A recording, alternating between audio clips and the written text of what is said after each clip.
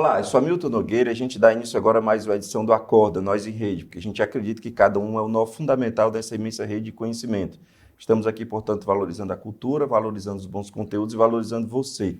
O tema para a nossa conversa hoje é a polarização no Brasil, 2021, 2022, felizmente, que eu vejo como crescente. Quem nos ajuda na construção desse conhecimento é Pedro Ângelo. Pedro é professor de oratória e de sociologia, além de ser campeão brasileiro de debates, e eu dou as boas-vindas ao Pedro Ângelo. Ângelo, imensamente agradecido com a sua participação aqui na casa. Obrigado por ter aceito o convite. E eu queria começar falando sobre, se você concorda com o que eu disse, de que essa polarização é crescente e, a meu ver, correndo riscos sérios em 2022 de chegar à incivilidade maior, que é a agressão física. Enfim, prazer recebê-lo. Bom dia, Milton. Bom dia para quem está assistindo a gente aqui em casa, certo? E, de fato, existe um elemento de uma polarização crescente, mas uma provocação que eu sempre gosto de fazer quando a gente discute esse tema da polarização é que em 2014, se vocês procurarem por manchetes, até vocês vão achar que ela era caracterizada como a eleição mais polarizada de todos os tempos, Dilma versus Aécio. Em 2018, da mesma forma, a eleição do Bolsonaro contra o Haddad, mas que o Haddad figurava como a figura do PT. Em 2022, a gente ainda não chegou, mas a gente já tem a expectativa de que seja a eleição mais polarizada de todos os tempos. Então, existe uma crescente na polarização? Com certeza, certo? É inegável. Mas também existe a vantagem retórica de você dizer que você está em um momento polarizado. Porque, veja bem, se você diz, por exemplo, que o teu opositor ele é um extremista, certo? Você consegue extremar, certo? Você consegue extremar as pessoas que estão do teu lado. Porque se você acha, por exemplo, que a vitória do outro candidato pode fazer, como era dito pelos lados da direita, de que o Brasil vire uma Venezuela, ou pelos lados da esquerda, de que o Brasil vai retomar uma ditadura militar, se você acha que você está lutando literalmente pela salvação da democracia, pela salvação de liberdades individuais, você pode lutar com todas as forças para aquilo. Você pode fazer até mesmo, como eu tive muito essa discussão em 2018, que eu promovi algumas palestras e alguns eventos sobre a retórica política na época, e eu via gente dos dois lados falando, mas você está corrigindo aqui nosso discurso e tudo, etc., mas não é para ser tão rigoroso com alguém que está cometendo uma falácia ou com alguém que está até mesmo contando explicitamente uma mentira, porque a gente está aqui salvando a democracia, a gente está aqui salvando vidas. Então, o que é uma mentira para conseguir um voto se o meu objetivo é salvar vidas? Bom, isso só é possível quando você acredita que o cara que está do outro lado, ele é literalmente a encarnação do mal, entendeu? Então, é uma provocação que eu faço. Existe uma crescente da polarização? Bom, se nós observarmos, basta... É aquela coisa que, assim, intuitivamente até, olhando para o cenário do debate público, todos podemos ver que sim.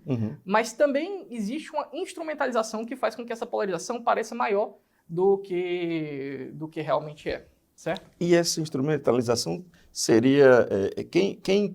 Quem levaria essa instrumentalização ao cabo e à operacionalidade? Quem seria o responsável por essa instrumentalização? A sociedade de uma forma não deliberada? Ou seria nossa própria cultura? Ou a nossa ingenuidade, a nossa infantilidade democrática, uma vez que é algo muito novo? Bom, vamos lá. A maioria das pessoas tem a tendência de enxergar o cenário político, certo? Pensando, a esquerda está de um lado, a direita está do outro, então você vai meio como se fosse uma régua. Então aqui você pode ter uma pessoa que já está à esquerda, mas aqui você vai ter um cara que está mais à esquerda ainda, chamando esse aqui de direitista, entendeu? Certo. Okay. Mas a grande questão é que na ciência política também é colocada uma ideia que é a teoria da ferradura. O que é essa teoria da ferradura? É a ideia de que, de fato, existe um distanciamento inicial, mas quando você vai chegando nas pontas, a esquerda e a direita começam a ter comportamentos que são similares, entendeu? Então, se você compara, por exemplo, um social-democrata, um cara de uma esquerda moderada, que defende programas assistencialistas, defende o SUS, defende escola pública, mas que não quer um Estado marxista, que não está nesse extremo. E você compara, por exemplo, um democrata liberal, que defende um enxugamento do Estado, um enxugamento das instituições, redução de impostos. Esses caras, eles são bem diferentes entre si. Mas quando você vai para as pontas, você vê que um dos lados vai dizer, precisamos censurar o discurso que é promíscuo, que é imoral, no lado da esquerda. Do outro, vai dizer, precisamos censurar piadas que sejam ofensivas contra minorias, que é no lado da esquerda. O outro lado era o lado da direita. Então, os métodos começam a ficar semelhantes. Eu gosto até de fazer uma certa provocação, certo? Que, por exemplo, o discurso Radfem, que é o discurso radical feminista, ele é muito parecido com o discurso conservador para várias pautas de gênero. Como, por exemplo, a pauta antipornografia, a pauta que é de que as mulheres não... Anti-aborto. Não, a Radfem, ele já não que eu saiba... Não, digo, comparando com o conservador.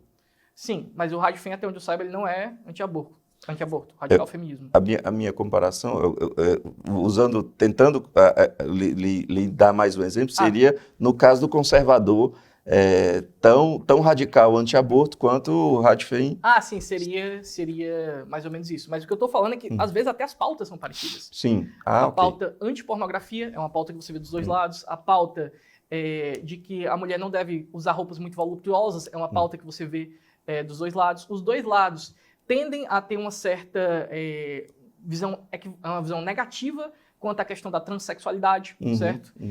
No caso de que o Radfem, que ele quer abolir os papéis de gênero. Sim. Então, se você sai de uma caixinha de gênero para outra, homem para mulher, mulher para homem, você está reforçando, dizendo que essas caixinhas existem. No caso do conservador, ele quer preservar os papéis de gênero, mas eles meio que têm pautas parecidas. E eu não estou dizendo isso aqui no sentido de demonizar qualquer um dos lados, nem de me enquadrar em qualquer um dos lados. Por exemplo, na pauta antipornografia, eu bebo das duas fontes. Eu me considero alguém que acha que a pornografia é uma coisa nociva na sociedade. Mas eu bebo dessas duas fontes e formo minha própria opinião, certo? Não estou aqui em nenhum dos dois lados. Mas o ponto que eu quero fazer aqui é que, às vezes, a gente vê muita semelhança entre esses extremos. Em 2018, viralizaram muito, por exemplo, vídeos de gente em manifestações de esquerda ou de direita, perguntando o que é que você acha dessa frase do Lula, o que é que você acha dessa frase do Bolsonaro. Aí quando via a frase não era do Lula, era do Bolsonaro, ou não era do Bolsonaro, era do Lula. Por que é que existe essa confusão? Porque quando você chega perto das pontas, certo? As coisas começam a se parecer. E aí o pessoal já fala, tipo, mas você está dizendo que são literalmente iguais, que há uma equivalência, que os dois têm o mesmo peso, são igualmente nocivos? Não, sabe? Existem suas diferenças. É óbvio que existem suas diferenças. Mas o ponto aqui é que também há uma maior similaridade entre os extremos do que no meio. Eu posso concluir ou posso inferir que esses extremos, utilizando essa figura da ferradura, elas tendem ao antidemocrático? Podemos dizer que sim, porque a democracia ela tem essa tendência conciliadora, que aí já seria o meio, de que ela é mais as regras do jogo. Se a gente diz, estamos defendendo a democracia, a gente não está necessariamente defendendo que vai ter um Estado assistencialista, nem que vai haver um Estado mínimo, a gente está defendendo que vão haver certas regras no jogo, certo? E que elas precisam ser preservadas. E talvez, aliás, faço essa provocação aqui, certo?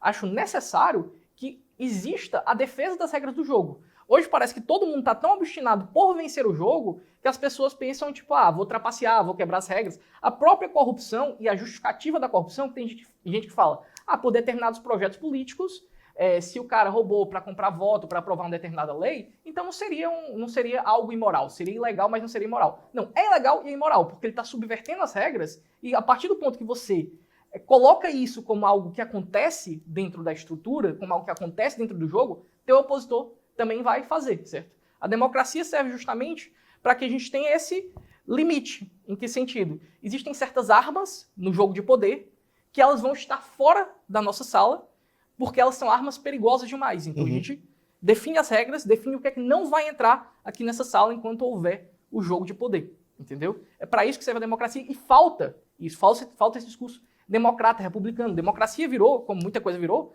uma tag que as pessoas botam para sinalizar que elas são bonitinhas, que elas defendem um lado do bem. Não é assim. O que é que você quer dizer com democracia? Em que você fundamenta essa democracia? Eu costumo dizer, Ângelo, que falar em democracia é fácil, ser democrata é extremamente difícil. E parece que querer ser democrata, ou seja, conversar com esses polos, eu tenho um grande amigo que é um bolsonarista convicto e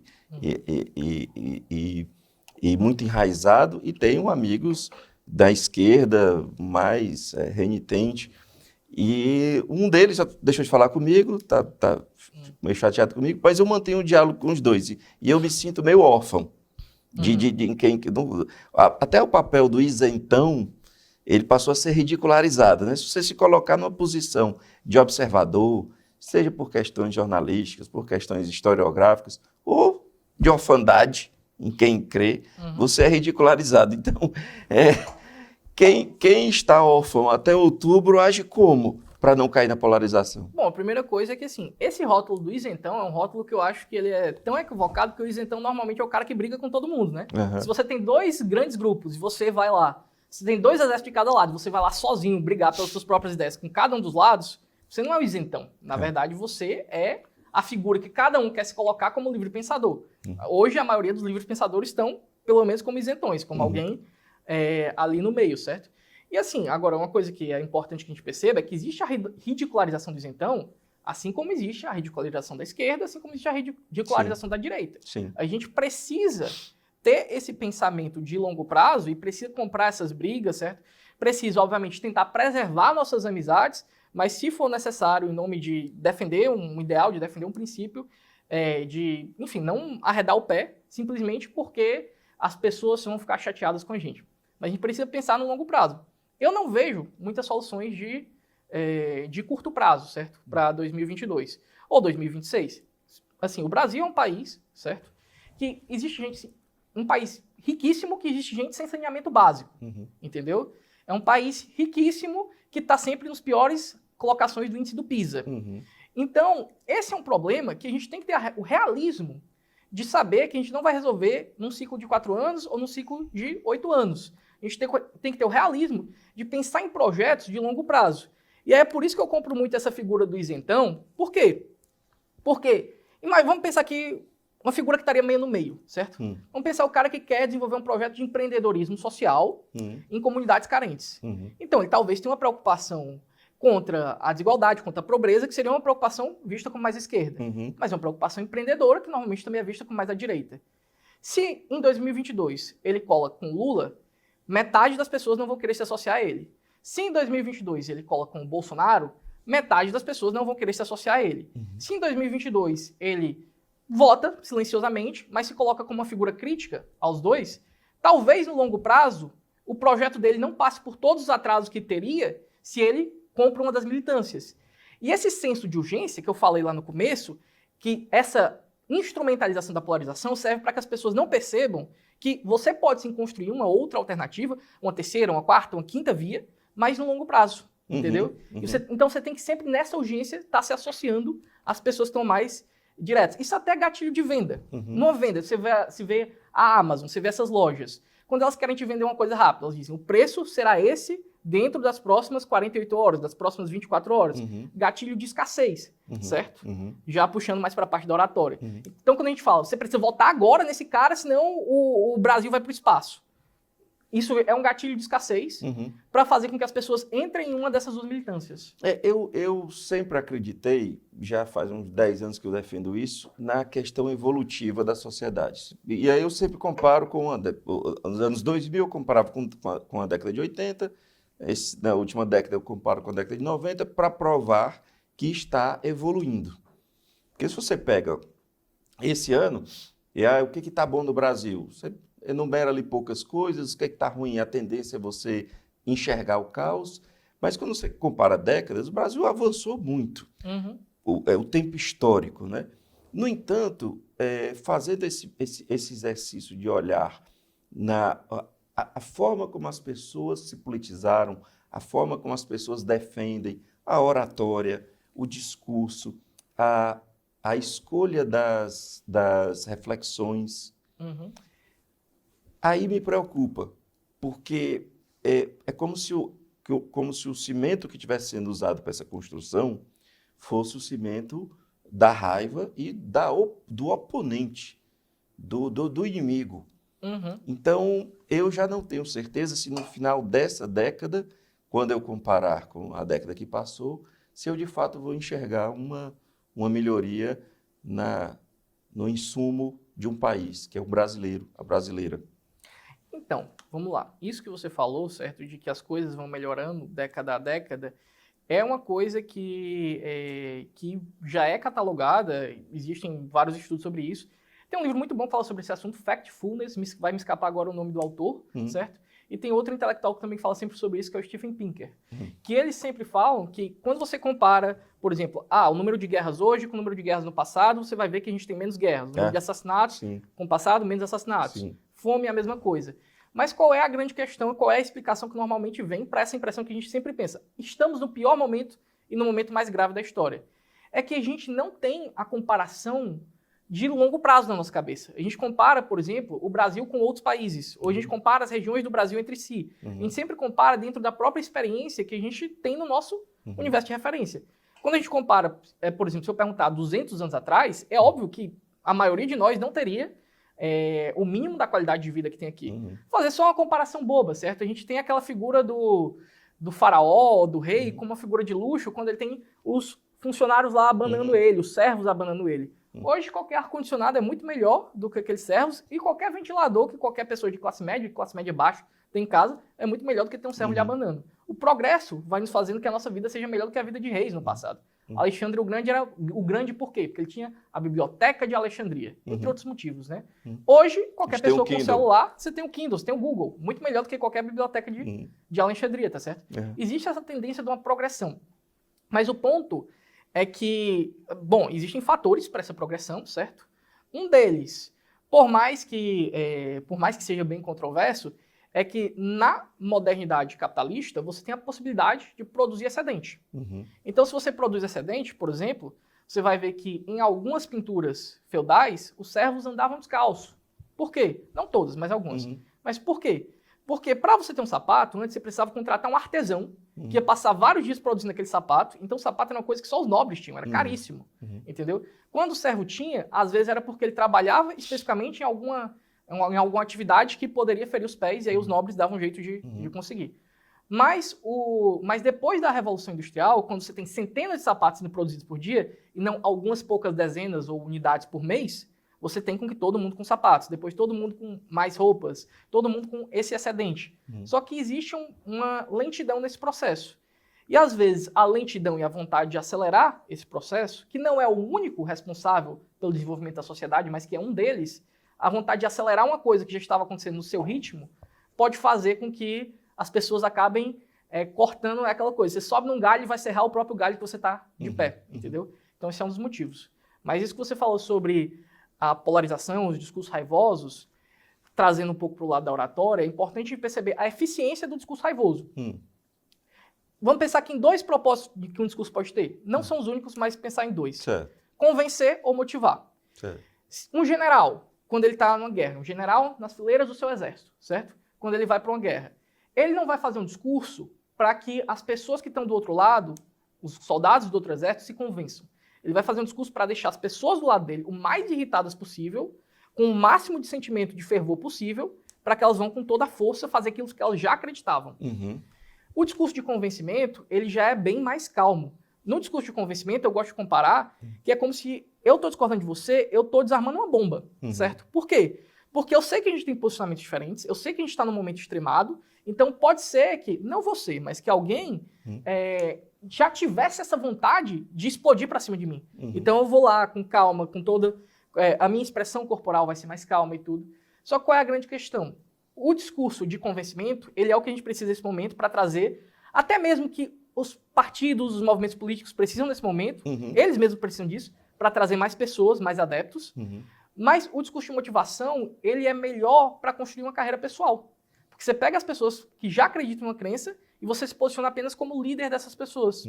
Então, o interesse pessoal de muitos políticos é fazer o discurso de motivação, um discurso raivoso. Mas o interesse que seria para o bem da sociedade seria o discurso calmo, o discurso de convencimento. E é por isso que, assim, eu até acredito que em 2022, se alguém, eu não sei quem, fizer uma boa campanha com slogan que traduzido pudesse significar eu não sou o Lula nem o Bolsonaro, essa pessoa teria uma grande tendência a se sobressair. É a tese da terceira via, né, de que, e é isso que a terceira via aposta, de que as pessoas vão olhar para os discursos raivosos, vão negar esses discursos raivosos, e aí surge a possibilidade de um encantamento por meio de um discurso de convencimento, como você cita, de uma terceira via. Essa tese está posta, eu torço para que seja isso, que o enredo nacional aponte para isso. Tenho minhas dúvidas, mas torço para isso. E eu me lembro que na década de 80, final da década de 80, muito se dizia que quando o Brasil gostar de política mais do que gosta de futebol, nossos problemas vão estar resolvidos. Isso era o lugar comum, todo mundo dizia. Uhum. Hoje, eu ainda não sei quanto foi o Brasil e Venezuela de ontem, ainda não olhei no Google. Uhum. Mas o que significa, e talvez assim, as pessoas também nem sabem o que está ocorrendo direito com a seleção brasileira, mas sabe o que está ocorrendo com a política nacional. O que me faz crer que a politização veio com muita força. Sim. Mas nós não resolvemos nossos problemas. Mas será que houve efetivamente uma politização? Vamos pensar assim, vamos pensar um pouco, certo? Será que as pessoas têm uma consciência real do que está acontecendo ou elas têm uma consciência mais narrativa, sabe? Elas colocaram meio que como histórias quase míticas, e aí o fato do Bolsonaro ser chamado de mito não é um acaso, certo? Mas que elas não têm um conhecimento muito grande sobre as estruturas políticas. Por exemplo, Bolsonaro não cumpriu boa parte das propostas de campanha dele, e boa parte da nova direita, ou nova direita, não sei mais nem como classificar, vem das pessoas que se desiludiram com o Bolsonaro. Parte do discurso de terceira via é de gente que antes fazia campanha para o Bolsonaro e agora está se colocando como oposição, certo? Mas a militância que se mantém a favor do Bolsonaro sempre dá aquelas justificativas. Precisa de aprovação, precisa o STF barraria e tudo, etc. Mas às vezes... Que é uma desculpa que vem lá de muito tempo, né? Não é desculpa nova. Não é uma desculpa nova. Mas será que sempre seria o caso mesmo? Vamos lembrar que, por exemplo, o Bolsonaro, quando ele entrou, ele estava com uma bancada de cerca de 50 parlamentares. O PSL, que era um partido que até então não tinha essa expressão, se tornou o partido do Bolsonaro, onde todos os deputados, aliás, da bancada bolsonarista, se aglomeraram lá, aglomeraram, com perdão do trocadilho pelo momento, se aglomeraram naquele partido, certo? E acabou que ele tinha efetivamente uma grande bancada. Acabou que ele perdeu por intrigas internas essa bancada, mas muita coisa que ele poderia ter aprovado, ele não aprovou realmente, talvez por uma falta de vontade política. Será que ele precisava nomear pessoas que eram vinculadas ao PT em cargos que dependiam apenas da escolha dele? Bom, a grande questão é que o desconhecimento sobre as narrativas sobre a estrutura política faz com que as pessoas caiam muito em uma narrativa mítica, certo? E quando eu falo em narrativa mítica, é interessante que a gente perceba o que é que serve um mito? Para que serve um mito quando a gente entende que o Bolsonaro foi chamado disso, e a gente entende que outros fenômenos de personalismo político no Brasil recebem esse tipo de denominação, certo? Para que serve um mito? Ele é uma expressão perfeita de algo. Então, por exemplo, ele serve até para gerar um certo relacionamento com uma ideia, certo? Então, por exemplo, quando um grego ele pensava no amor, ele não pensava num conceito filosófico de amor. Ele dizia, essa desgraçada dessa Afrodite que acabou com a minha vida. Ou então dizia, muito obrigado, Afrodite, você me fez me apaixonar pela minha mulher e ter filhos. Mas qual é a grande questão? Ele via um personagem que representava aquilo perfeitamente. E da mesma forma, outros países mais recentemente, certo? Falei da Grécia Antiga, mas vamos pensar aqui, o que é o Capitão América? Ele é uma representação do ideal americano feita em um momento de guerra. Uma representação do super soldado. Só que o Brasil carece muito dessa representação mítica. De figuras na ficção com as quais as pessoas se identifiquem. E aí existe uma correlação que eu quero estudar ainda melhor, mas que já tem muita gente estudando, certo? Que é a correlação entre, por exemplo, uma figura como o Capitão Nascimento e o capitão que veio depois, que foi o Capitão Bolsonaro. Porque o mito estabelecido de um cara que tem uma certa truculência para lidar com o crime e tudo, surge na ficção e ele acaba abrindo espaço para a realidade. E essa ficção foi amplamente absorvida e consumida pela população brasileira, né? Sim, mas ela foi tão amplamente consumida, talvez por uma sede muito grande desse mito. De um mito que deveria ser estabelecido na esfera da ficção. E nos levar à salvação. Não sei se vai nos levar à salvação, mas o mito ele é um ideal, certo? Por exemplo, se eu acredito em determinados valores, eu posso cometer falhas, porque um dia eu vou estar cansado, um dia vai ter uma tentação na minha vida, ou qualquer coisa do tipo. Eu cometo falhas, você comete falhas, todos aqui cometemos falhas. Mas quando a gente escreve um personagem de ficção, ele não precisa ser falho, a não ser que o escritor escolha daquela forma. Então é por isso que o Capitão América é aquele ideal do escoteiro, que sempre sabe poupar os inimigos, que não atira pelas costas e tudo. Na guerra de verdade, as pessoas atiram pelas costas. Sim. certo? Mas por quê? Porque o herói de ficção ele só é colocado nos momentos onde o autor dele escolheu colocá-lo. E aí, essa projeção negativa no personalismo político, qual é? É que o sujeito é colocado como infalível quando o ser humano sempre será falível. Não estou falando aqui especificamente do Bolsonaro, nem do Lula, nem, sei lá, do Getúlio Vargas, ou de qualquer um que tenha tido essa projeção. Mas vamos supor que a gente tenha uma pessoa que seja muito inteligente e de muito bom coração. Ainda assim é um ser humano que um dia vai acordar com a cabeça virada, vai acordar de mau humor e vai cometer uma falha, certo? O ser humano vai cometer falhas. A figura de ficção não. E a gente projeta atualmente a ficção sobre a política. Porque essa é a única, talvez, grande narrativa unificadora nacional. Um dos poucos momentos, quais são os poucos momentos onde todos os brasileiros exercem a mesma atividade? Futebol e política. E aí já entra naquele link que você falou da política que se futebolizou. Né?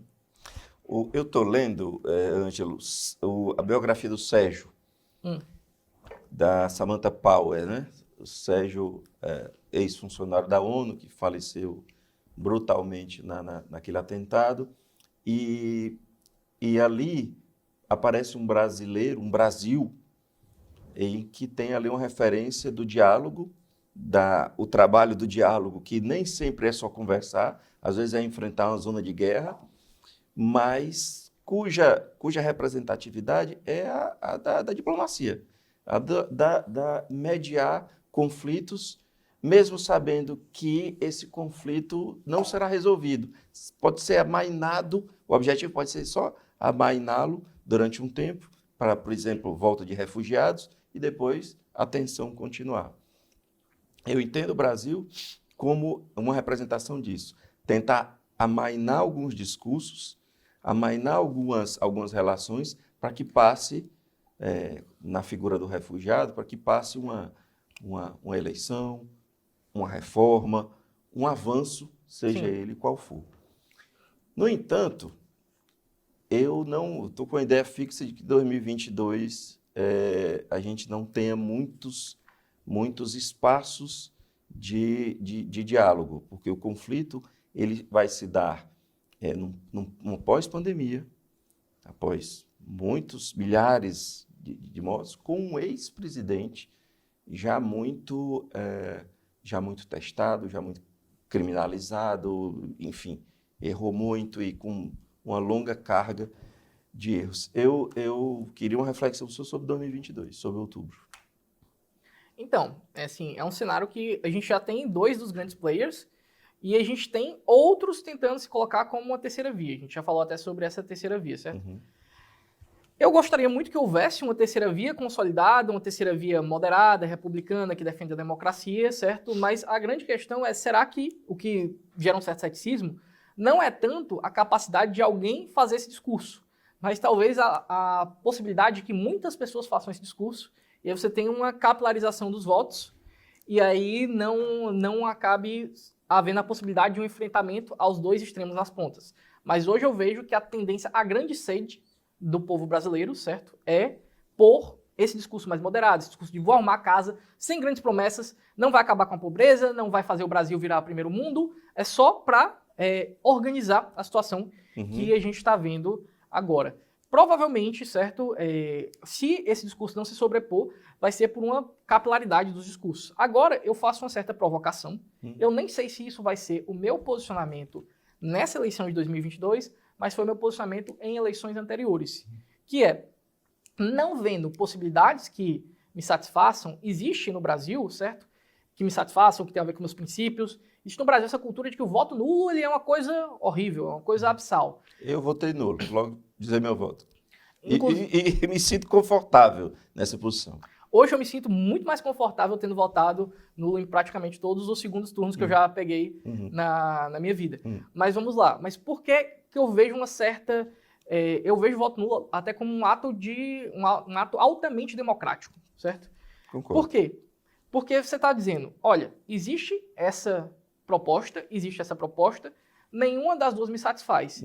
Então, quando a gente tem um número recorde de votos nulos, que é o que a gente tem visto eleição após eleição, qual é a mensagem que está sendo passada? Essa mensagem não é nem para o lado de cá, nem para o lado de cá. É para todo mundo que está no meio dizendo, olha, essas pessoas querem ouvir uma nova proposta, uma proposta diferente. Então, se você é um cara que tem uma proposta diferente, cola aí, Há ainda há espaço para esperança. você. Há espaço para você. Essa é a mensagem que está sendo passada. O voto nulo vai resolver os problemas do Brasil? Não.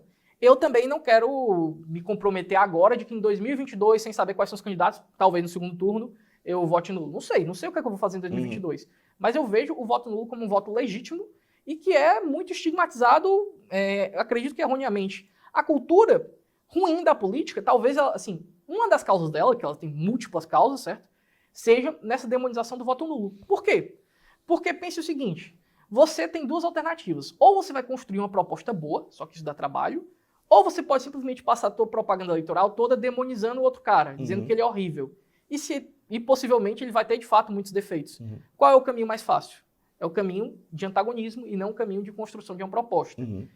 Só que aí, se a pessoa perceber que demonizar o outro não vai trazer votos para ela, só vai fazer com que a pessoa deixe de votar no outro e também deixe de votar nela, aí você inverte. Todo mundo precisa focar no propositivo, na construção de algo que tenha valor, que agregue valor para a sociedade. E a decodificação do discurso, Ângelo? Porque será que a sociedade vai estar ouvindo isso?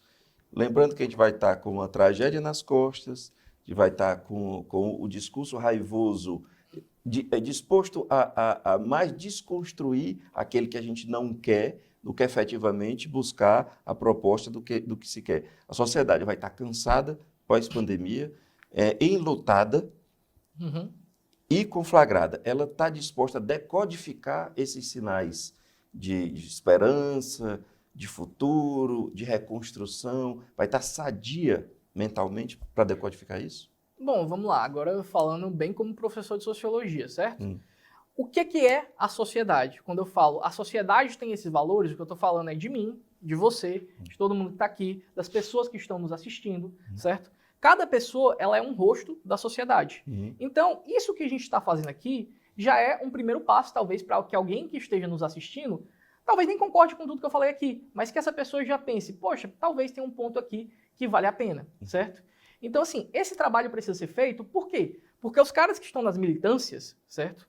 E aí, nesse sentido, eu uso até a palavra militância em um tom com certa negatividade, certo? Um tom que tem uma certa negatividade, seja na militância da direita, na militância da esquerda, eles trabalham sem receber nada, mas eles trabalham por uma paixão, por um ideal. O que eu estou dizendo aqui é que a gente precisa trabalhar não talvez com esse afã, certo? De estar todo dia com todo aquele fervor. Esse afã é negativo. Mas que a gente precisa perceber as pequenas oportunidades que existem na nossa vida, tá bom? Para desescalar esse conflito. E até uma coisa que é interessante que a gente perceba sobre as virtudes. Como é que você desenvolve uma virtude? Por exemplo, a paciência, que é uma virtude.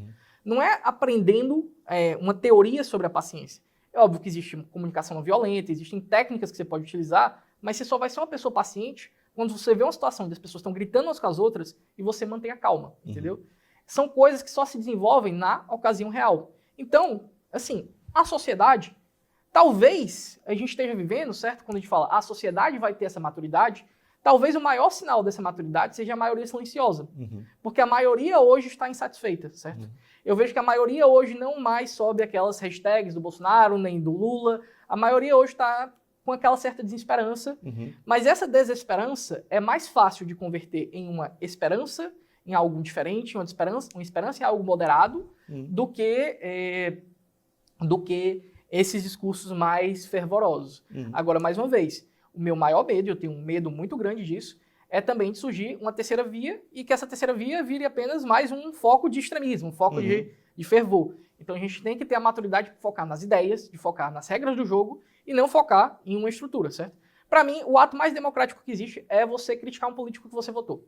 Assim, se você vota no político e depois você não se sente confortável para criticá-lo, talvez já tenha a sementinha do que há de errado já foi plantada. Entendeu? Nós estamos, para finalizar, nós estamos perdendo a conectividade, a crença com essa coisa abstrata que é o Brasil. E eu pergunto isso porque muito brasileiro querendo ir embora, querendo migrar, com o sonho de que o Eldorado está em Portugal, Estados Unidos, todo canto é bom e aqui é ruim. Nós estamos perdendo essa unidade? Bom, é uma impressão que eu tenho, certa impressão, conversando com as pessoas, de que aquele discurso de que a saída para o Brasil é o aeroporto tem voltado à voga. Mas se isso voltou a ser algo que estava em voga ou se está num nível maior, eu não saberia dizer. Porque alguns anos atrás eu também ouvia todo esse discurso, certo? Qual é a grande questão? Na sociologia existe até um nome para isso, que é a fuga de cérebros, que é inclusive quando as pessoas mais capacitadas de uma sociedade, e justamente que são aquelas que têm a possibilidade, normalmente, de fazer um mestrado fora, ou de buscar por um emprego em uma multinacional, elas saem massivamente de uma sociedade, de um país, de um determinado local. Se o que a gente está passando é uma fuga de cérebros ou não, eu realmente não sei. Mas uma coisa que eu gostaria de dizer, e que é importante, assim, que se você está ouvindo isso, que você tem isso em mente, certo? É que se a gente olhar para o mundo hoje, tem muita coisa pesada acontecendo no mundo inteiro, certo? Crise migratória na Europa, além da crise migratória, tem países que, enfim, estão com a situação fiscal horrível lá na Europa. O próprio Estados Unidos talvez perca a posição de superpotência que ele teve por séculos no mundo, certo? E qual é o melhor lugar que você tem para enfrentar uma crise? É quando você está perto da sua família e dos amigos que você conheceu ao longo de toda a vida. Então, se eu tenho um bom lugar para enfrentar uma crise, é aqui no Brasil, é aqui em Fortaleza, que é onde estão todas as minhas raízes, certo? O mundo hoje não é um lugar seguro. Talvez o Brasil possa ter as suas inseguranças acima da média, mas você também, eu e você, provavelmente temos a nossa estabilidade, as nossas raízes fincadas por aqui.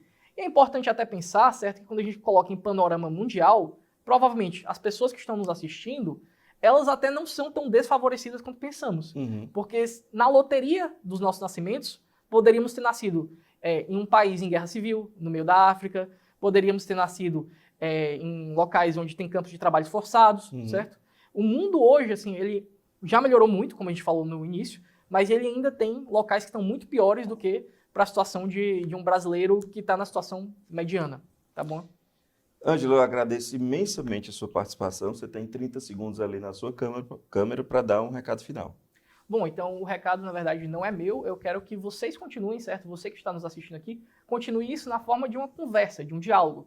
Não é tão importante apenas o que eu estou dizendo aqui, mas é importante como você vai continuar isso, como você vai levar essas mensagens para outras pessoas. E lembre sempre que, às vezes, o simples fato de você estar conversando com alguém já é uma mensagem. Às vezes você pode não conhecer tanta teoria, da oratória, da sociologia, da ciência política, mas o fato de você estar disposto a sentar com uma pessoa que discorda de você já é uma mensagem que você está passando para ela. É uma mensagem de que você não é esse extremista que estão pintando. Você vai confrontar com a realidade, você vai fazer ela se confrontar com a realidade, ao invés de se confrontar com aquela imagem negativa que é colocada de que todo mundo que pensa diferente são extremistas fanáticos. Você não é um extremista fanático, não viva como extremista fanático, esteja perto das pessoas e elas vão receber essa mensagem. E se alguém sugerir que você seja um extremista fanático, fuja disso. Muito obrigado, Ângelo. Obrigado a você que nos acompanha. Lembrando que todas as quintas, sempre às 8 da noite, uma nova edição do programa Acorda disponível para você. Obrigado pela boa companhia e até semana que vem. Tchau.